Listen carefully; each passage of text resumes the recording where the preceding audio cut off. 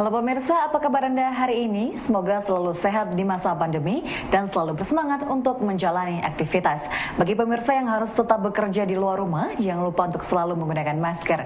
Hari ini program Berita News Point hadir menjumpai Anda bersama saya Belinda Amanda. Selama 30 menit ke depan, News Point akan menyajikan berita terbaru seputar Universitas Brawijaya dan Malang Raya. Jangan kemana-mana, keep on our channel News Point.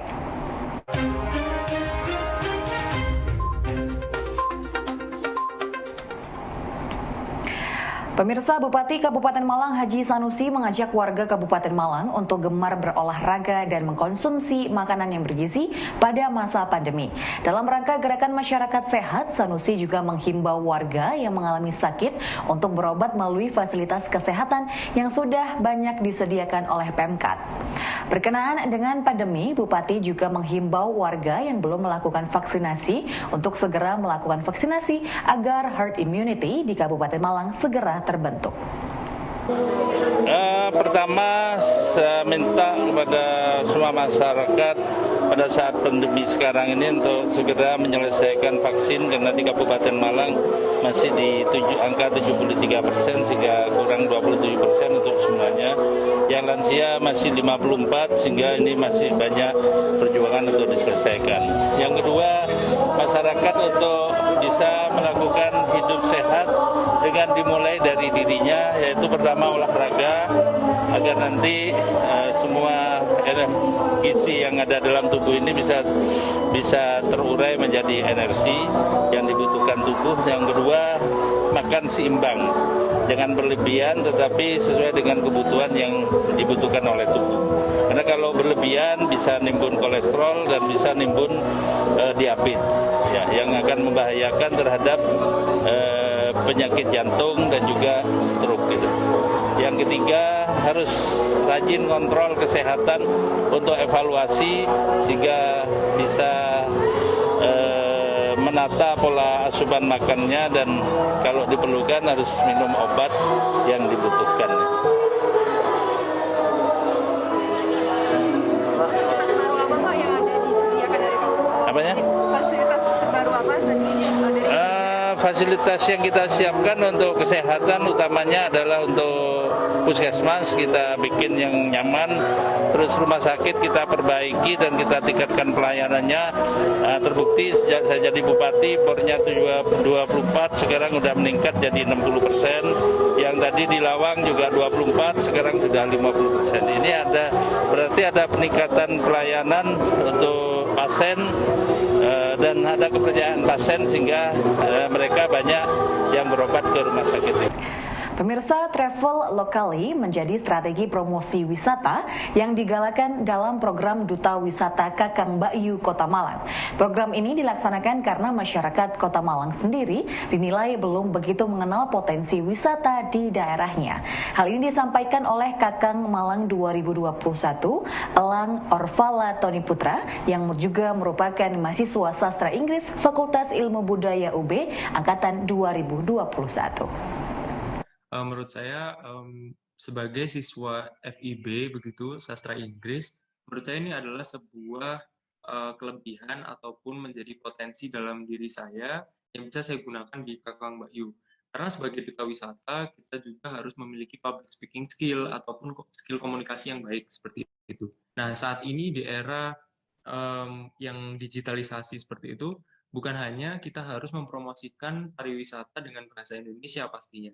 Nah, dibutuhkan keahlian khusus seperti memiliki keahlian berbahasa asing, salah satunya berbahasa Inggris. Jadi korelasinya adalah bagaimana kita bisa menggabungkan antara bahasa Inggris itu sendiri yang dijadikan sebagai kekuatan untuk di kompetisi Kakang Mbak Yu seperti itu.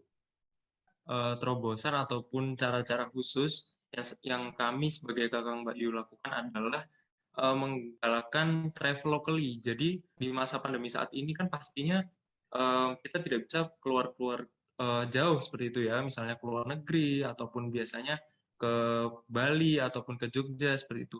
Padahal sebenarnya kita juga bisa travel locally nih. Di Kota Malang sendiri rakyatnya atau warga-warganya Kota Malang banyak loh yang belum tahu destinasinya itu apa aja. Seperti mungkin yang kita tahu itu kampung tematik Dodipan.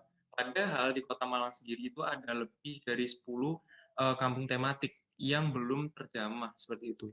Seperti saya diberikan kesempatan untuk pergi ke Kampung Ornamen Celaket, lalu juga di Kota Malang ada saat ini yang sedang naik daun seperti itu ya, Kampung Heritage di Kayu Tangan.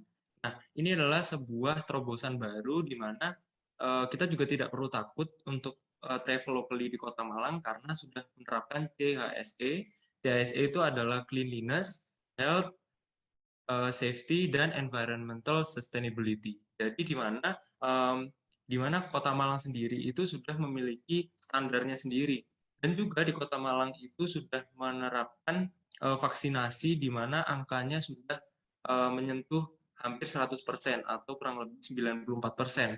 Ini adalah salah satu langkah yang sangat efisien untuk pariwisata di Kota Malang tentunya untuk menggait wisatawan lokal seperti itu. Jadi kalau kita belum bisa nih menggait wisatawan mancanegara ataupun tingkat nasional, kita bisa menggerakkan wisatawan yang ada di lokal sendiri seperti itu.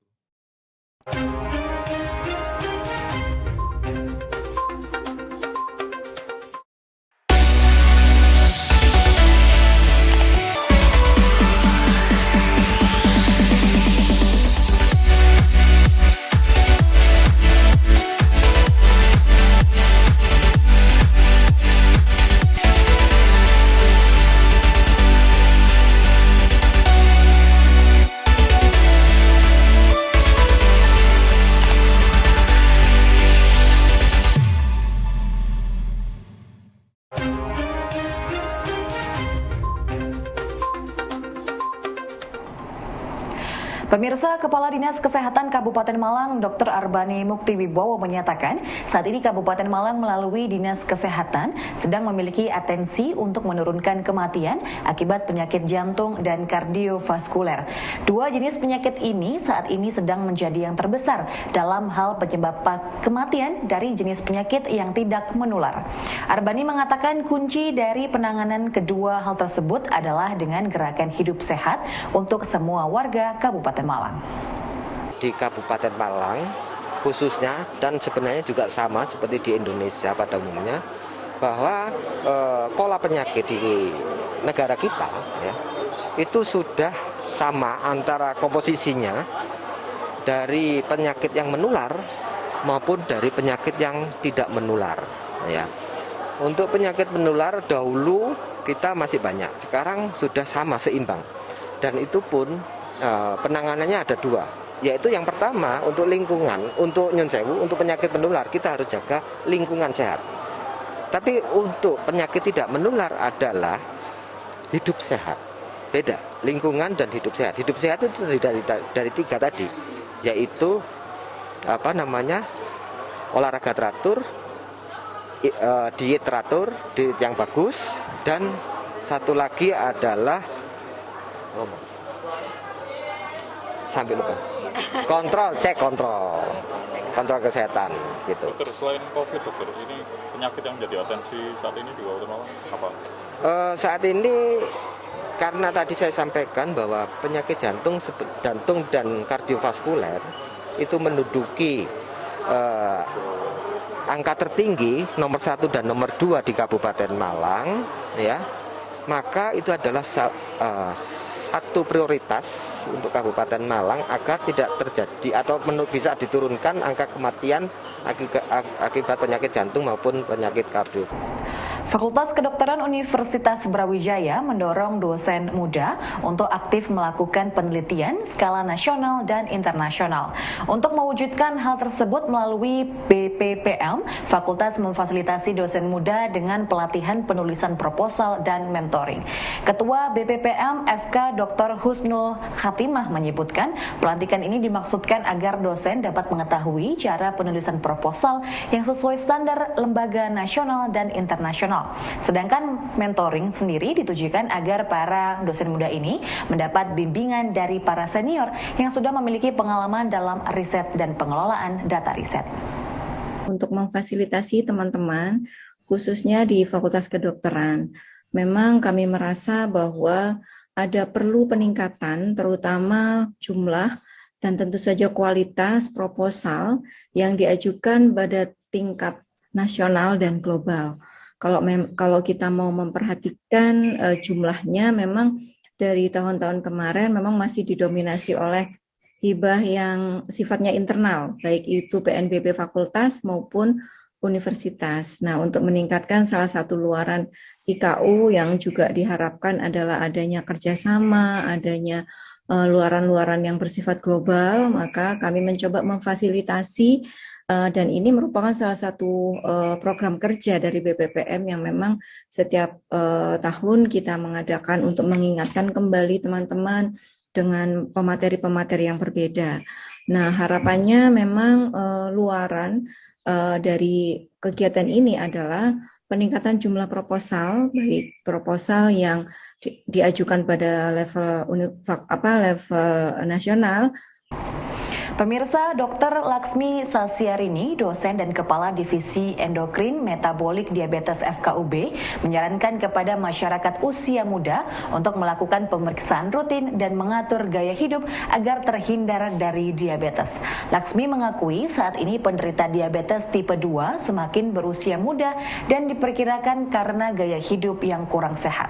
Kemudahan aktivitas keseharian menyebabkan banyak anak muda tidak memiliki pola hidup yang sehat. Dengan pemeriksaan rutin dan mengatur gaya hidup, diharapkan anak muda memiliki kesadaran untuk melakukan pencegahan sejak dini dari diabetes. Jadi memang betul fenomenanya memang saat ini penderita diabetes tipe 2 ya, terutama memang makin muda.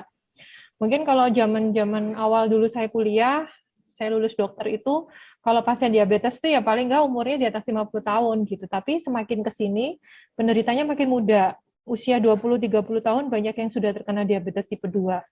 Nah, memang benar sebetulnya yang sangat berpengaruh terhadap resiko itu adalah perilaku. Jadi pola hidup. Ya, pola hidup itu sangat berpengaruh. Terutama untuk mereka-mereka yang punya faktor resiko tinggi. Ya, jadi seharusnya setiap orang itu punya pemahaman bahwa dari awal ya. Jadi paham bahwa saya ini punya faktor resiko tinggi nggak untuk menderita DM. Gitu. Nah, itu yang harus dikenali dulu. Jadi misalnya faktor resiko tinggi DM itu apa? Nomor 1, obesitas atau overweight. Terus kemudian yang kedua, riwayat genetik atau keturunan. Turunan pertama, jadi kalau orang tuanya diabetes, maka anak-anaknya sangat beresiko tinggi untuk menderita diabetes. Gitu. Kemudian yang berikutnya adalah usia. Usia di atas 45 tahun itu juga beresiko tinggi. Ya, kemudian kalau usia masih muda, tapi dia obesitas, kemudian orang tuanya dengan diabetes, jadi faktor resikonya jadi double-double gitu. Nah, itu yang harus dipahami. Karena kalau mereka punya faktor resiko tinggi, ya sebisa mungkin pola hidupnya harus sehat, jangan sampai gemuk, ya dietnya juga harus mulai diatur, aktivitas fisik ditingkatkan gitu. Kemudian pemahaman itu yang sebetulnya perlu sekali untuk diketahui oleh masyarakat gitu. Sehingga kalau mereka memang punya faktor resiko tinggi, jadi setidaknya pola hidup harus berubah. Kemudian yang kedua, mereka harus lebih waspada atau lebih aware untuk melakukan screening gitu.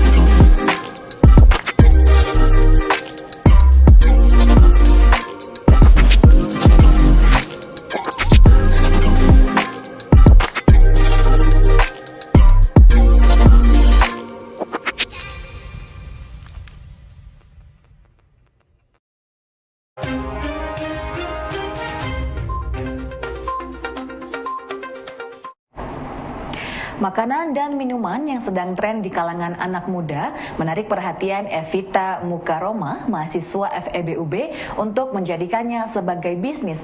Bermula dengan mengandalkan pre-order, Evita memiliki 2 brand Motley yang menjual aneka makanan, dessert, dan seafood, serta juga menjual berbagai makanan Jepang. Dirinya meyakini pasar makanan dan minuman kekinian lebih cepat berkembang untuk saat ini. Untuk pengembangan usaha, Evita kini memberanikan diri membuka outlet di Kepanjen untuk mempermudah konsumen. Buah kerja kerasnya, mahasiswa angkatan 2019 ini mampu meraup omset 17 hingga 20 juta per bulan. Nah, sebenarnya apa bisnis yang sekarang sedang saya jalankan? Jadi, bisnis yang saya jalankan berada di bidang F&B. Ada 2 brand yang memang saya pegang saat ini. Yang pertama yaitu Motley. Nah, Motley ini memang fokusnya menjual makanan manis atau bakery. Jadi, seperti dessert, habis itu minuman kekinian seperti itu. Nah, terus yang kedua ada Savore. Nah, Savore ini khususnya menjual makanan-makanan Jepang seperti mentai rice, habis itu donburi, terus ada oden seperti itu. Nah, kedua bisnis ini saya mulai tahun 2019, tepatnya di Kepanjen. Dan awal mulanya hanya berjualan secara online, pre-order, dan lewat aplikasi penjual makanan online seperti GoFood, GrabFood, dan sekarang ada Shopee Food juga. Nah, seiring berjalannya waktu sampai tahun 2021, awal tahun 2021, saya memberanikan diri untuk sewa 1 outlet di Kepanjen. Jadi, 2 brand ini menjadi 1 outlet, namun memang penjualannya tetap berbeda gitu, karena memang basically produk yang dijual juga berbeda gitu. Nah, terus kenapa saya memilih bisnis di bidang ini? Yang pertama, saat itu saya memilih bisnis ini karena memang lagi happening gitu di kalangan milenial, mulai dari dessert box, habis itu mentai rice juga gitu. Nah, kenapa dipilih? Pertama tadi karena happening, terus yang kedua karena memang belum ada kompetitor sejenis di Kepanjen gitu. Jadi saya melihat kalau di situ ada peluang di bisnis tersebut gitu. Karena memang makanan itu agak trikinya dirasa ya. Jadi sebenarnya kalaupun ada kompetitor pun itu bukan salah satu halangan gitu ketika kita bisa tahu ciri khas produk yang kita jual itu seperti apa. Pemirsa, kasus kekerasan seksual dan penganiayaan yang menimpa siswi kelas 6 SD di Kota Malang mendapat perhatian dari berbagai pihak. 7 orang tersangka yang juga berstatus pelajar dan remaja telah ditetapkan dan diancam hukuman 7 tahun dan 15 tahun penjara. Menurut dosen psikologi UB, Ilhamuddin Nukman, latar belakang struktur sosial korban memang sangat rentan terhadap berbagai bentuk kekerasan. Pendidikan seksual terutama yang berkaitan dengan perlindungan diri dari tindak kekerasan sangat penting untuk diberikan kepada para siswa. Dilihat dari kondisi si korban, dia ini tinggal di panti asuhan, mungkin juga dia dari secara ekonomi yang tidak mampu. Kalau saya baca profilnya memang ibunya bekerja sebagai ibu rumah tangga, juga jauh juga dari tempat dia tinggal dan seterusnya. Jadi dari segi struktur sosial dia ini sangat rentan sebenarnya, si korban ini. Nah, karena di posisi semakin rentan seseorang dalam struktur sosial, maka semakin besar kemungkinan dia akan menjadi korban dari berbagai macam kekerasan. Bukan hanya kekerasan, tapi berbagai macam potensi kekerasan. Lalu yang kedua, dari aspek interaksi, dari aspek interaksi.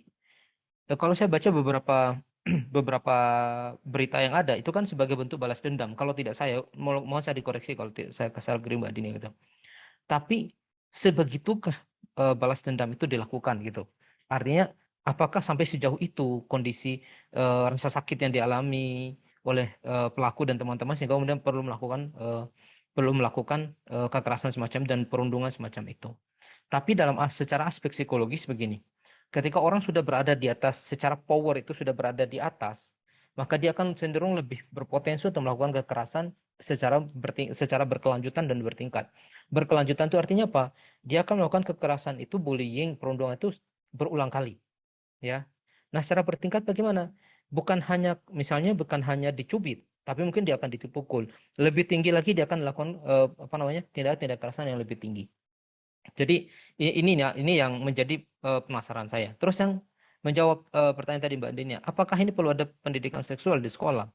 Sebenarnya untuk anak belum terlalu dibutuhkan pendidikan seksual sebagaimana apa yang ada dalam bayangan kita gitu. Tapi pendidikan tentang bagaimana menjaga diri, memperhatikan bahwa ada apa saja dalam diri kita yang perlu dijaga, baik dari sentuhan, dari tindakan kekerasan, tindakan pelecehan, itu perlu disadarkan kepada anak-anak. Nah, ini yang kemudian pendidikan, mohon maaf kalau misalnya disebut sebagai pendidikan seksual boleh, tapi kalau menurut saya ini lebih pada pendidikan tentang bagaimana sih masing-masing anak itu tahu betul bagaimana dia menjaga dirinya dalam situasi-situasi yang rawan. Memiliki kapal yang dapat dibongkar pasang untuk wisata kini bukan sesuatu yang sulit. Melalui program inovasi dosen, Sunardi, dosen FPIKUB, merancang kapal jenis katamaran yang dilengkapi dengan rumah beserta isinya. Konsep kapal rumah ini menurut Sunardi cocok untuk kegiatan wisata, camping di danau, pemotretan di air, hingga sebagai sarana riset terbatas. Keunggulan dari kapal ini adalah dapat dibongkar pasang dengan cepat dan dapat diangkut dengan mobil pickup sehingga tidak merepotkan untuk penyimpanan dan perawatannya. Sunardi mengaku masih akan menyempurnakan desain dan kenyamanan kapal agar nantinya kapal dapat digunakan untuk sarana pendukung wisata. Karya kami kapal katamaran portable. Jadi ini adalah hibah inovasi dosen dari Badan Inkubator dan Inovasi Wirausaha BIW Universitas Brawijaya yang kami dapatkan tahun 2021 ini. Ya, besarnya 60 juta. Jadi ide kami adalah kami membuat kapal katamaran yang bisa bongkar pasang gitu. Yang bisa dibongkar pasang. Ini adalah desainnya. Desainnya jadi kapal katamaran, kenapa ngambil katamaran 2 Lampung supaya deknya itu luas. Juga ini sepertinya saya juga berminat memiliki rumah apung gitu, seperti rumah yang bisa mengapung gitu. Ya, nanti pada akhir perkembangannya itu akan menjadi satu unit rumah, ada kasurnya, ada dapurnya, ada toiletnya gitu. Jadi ada fasilitas mandiri, ada panel suryanya sehingga menjadi unik saja gitu untuk kita bisa memiliki satu unit rumah di atas air gitu. Idenya seperti itu, Mas. Terus ya. Ini bongkar pasang wujudnya ini workshop kami di rumah. Ya. Bentuknya itu adalah potongan-potongan kecil-kecil, itu menyesuaikan supaya bisa diangkut di pickup, ya, bisa ditumpuk-tumpuk. Sementara masih di rumah workshopnya. Terus ini pada akhirnya kapal ukuran panjang 7 meter, lebarnya 2,5 meter, tingginya 1 meter, itu bisa ditumpuk-tumpuk seperti itu. Ya, kalau kapal sebenarnya harus menggunakan truk ya, kalau panjang 7 meter, tapi ini dengan panjang bak pickup 2,5 meter itu cukup. Dan lebarnya mungkin nggak sampai 2 meter itu ya, lebarnya pickup itu. Tapi bisa digunakan untuk mengangkut kapal. Jadi ya, salah satu kelebihan kapal ini portable adalah penyimpanannya itu mudah, pengangkutannya itu mudah, terus berikutnya kapal ini juga bisa diperpanjang. Misalkan kapal saya tadi 7 meter, itu bisa diperpanjang untuk ditambah lambungnya di belakangnya 2,5, deknya bisa ditambah, bisa diperluas. Jadi memang tujuannya ya supaya lebih fleksibel gitu dalam ukuran pengangkutan dan juga penyimpanan. Dan juga kalau kita memiliki kapal untuk bersandar di pelabuhan itu biaya perawatannya juga mahal. Jadi sekiranya tidak digunakan sesering mungkin itu bisa dibongkar terus bisa dibawa lagi ke rumah. Pemirsa, informasi tadi sekaligus menutup perjumpaan kita hari ini. Jangan lupa untuk selalu menyaksikan News Point setiap hari pukul 19.30 waktu Indonesia Barat hanya di UBTV Televisi Pendidikan Universitas Brawijaya. Saya Belinda Amanda dan seluruh kru yang bertugas pamit undur diri. Tetap patuhi protokol kesehatan, wajib menggunakan masker. Terima kasih dan selamat beraktivitas.